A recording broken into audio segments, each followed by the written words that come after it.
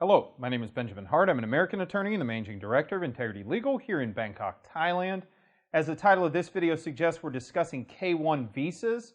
That's a K-1 fiancé visa, and we're discussing this specifically within the context of a request for evidence and how to deal with that during this COVID-19 crisis, this COVID-19 outbreak that we're currently dealing with as a result of the outbreak that occurred up in China.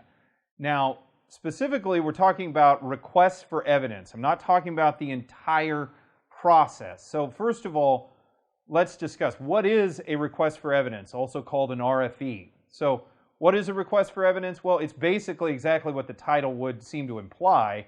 It's a request by the United States Citizenship and Immigration Service for the petitioner to produce further evidence in association with their case. Now, we try to prepare our petition packages as carefully and as well documented as we can. That being stated, notwithstanding the fact that we may provide an otherwise quite stellar petition in our opinion, especially in this administration, there seems to be something of a propensity for issuing these requests for evidence. And I did not see the volume of these requests in times past that I have seen here recently, especially under the Trump administration, I should say, but we're seeing more.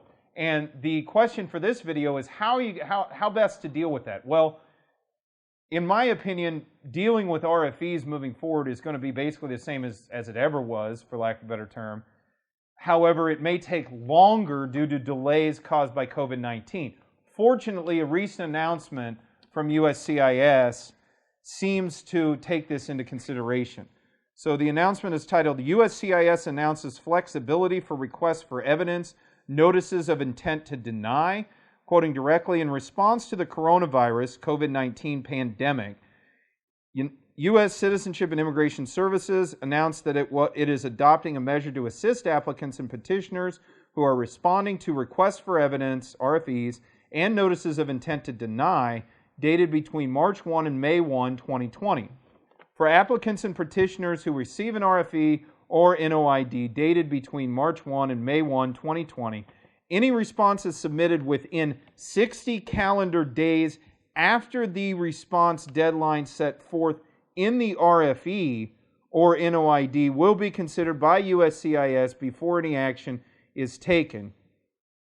USCIS is adopting several measures to protect our workforce and community and to minimize the immigration consequences for those seeking immigration benefits during this time. So, any responses submitted within 60 calendar days after the response deadline set forth in the RFE will be considered by USCIS. So, it essentially tacked on an extra 2 months to whatever the deadline is. But to be clear, RFEs and NOIDs dated between March 1 and May 1. So if you fall into that window, your RFE falls into that window, you get a little extra time to answer that RFE. And for some people that may not really matter. For other people it may be a rather extensive response. So this may be a real boon to people. I definitely think it is laudable on USCIS's part to take into consideration the fact that this COVID-19 can delay responses of people's case resulting from an RFE moving forward.